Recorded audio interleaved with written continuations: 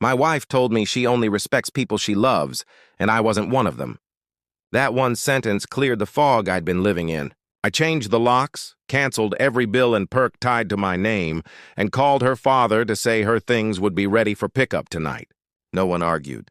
My name is Marcus Hale, 42, 2 kids from my first marriage, and until recently I believed you could outwork relationship problems.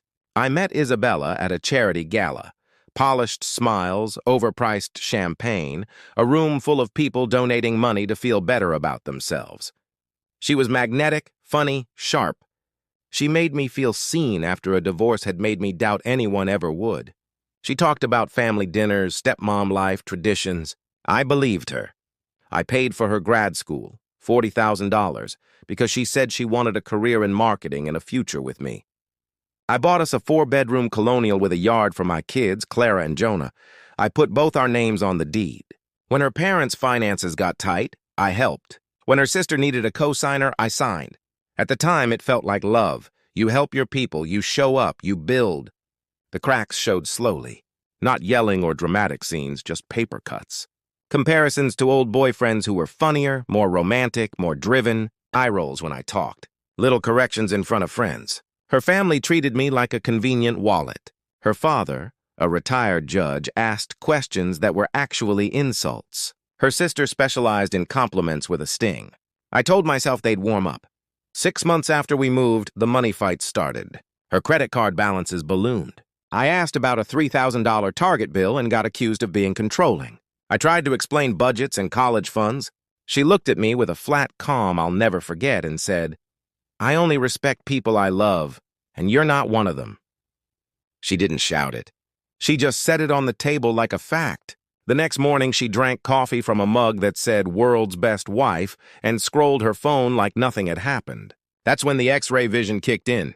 I saw the interruptions at dinner parties, the dismissive laughter, the way every ask, a dry clean pickup, rinsing cups, talking before big purchases, earned an eye roll big enough to register on the Richter scale.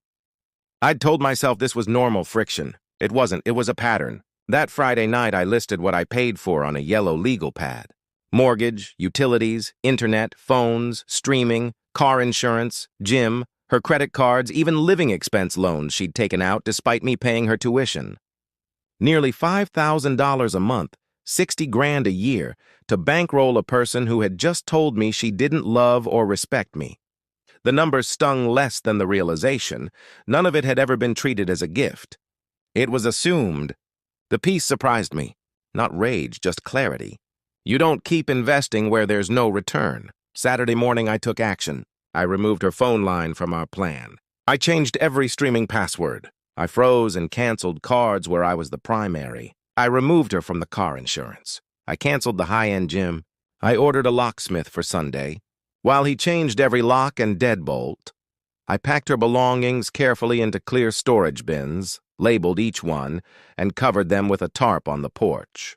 When Isabella came downstairs that afternoon and found her phone dead, I told her plainly, "You said you don't love or respect me. That means I'm not your provider." She tried to argue. I didn't. The next day, after she'd left to see her sister, the locksmith finished. At 2:15, she called from another phone. "I can't get in the house." I said, "Correct. Your things are on the porch." She said it was extreme. I said it was appropriate. Marriage is mutual care. A subsidy is not. That evening, her father, Richard, arrived with Isabella and her sister. The judge look was back. He declared I couldn't lock my wife out of her home. I explained the deed and the bills. Legally and practically, this is my house. I allowed her to live here. That generosity has ended. They argued about patience and second chances. I said patience requires mutual respect, and there was none. Isabella asked where she was supposed to go. I told her I didn't know and that it was no longer my problem to solve. It wasn't cruelty. It was a boundary. By Monday, the neighborhood knew.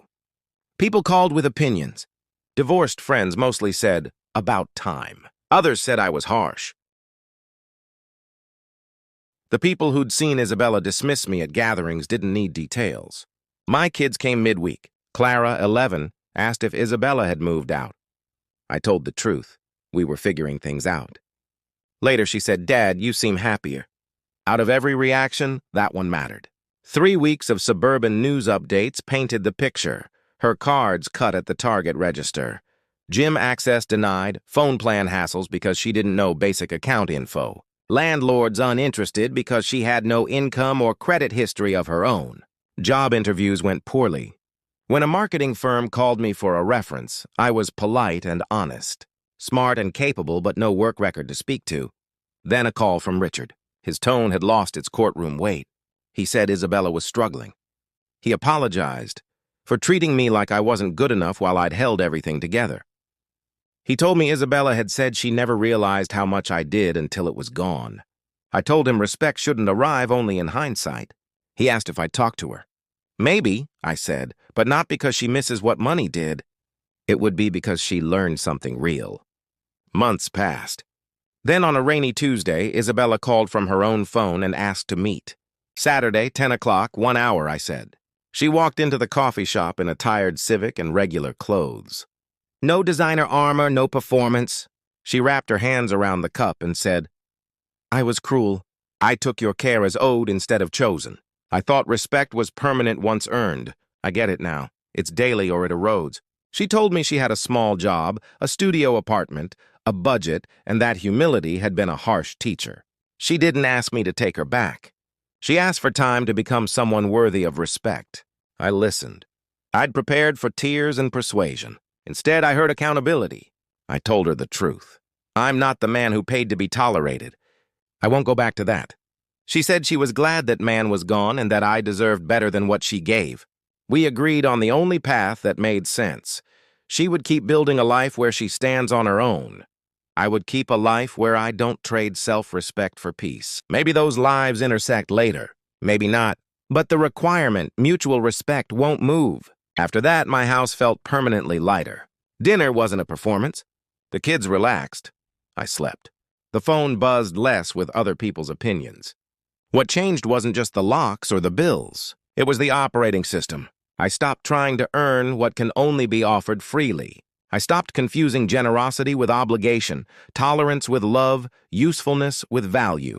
Isabella's father called again weeks later. Not to pressure, but to say he understood the line I drew. That mattered, not because I needed his approval, but because it felt like the world had straightened by a degree. My daughter kept saying I looked happier. My son asked if we could plant tomatoes in spring. The small, normal things returned. Sometimes people ask if locking the door was too final. It wasn't the door that ended it. It was the sentence in our kitchen. I only respect people I love, and you're not one of them. The rest was a measured response. Ending financial support wasn't revenge. It was alignment.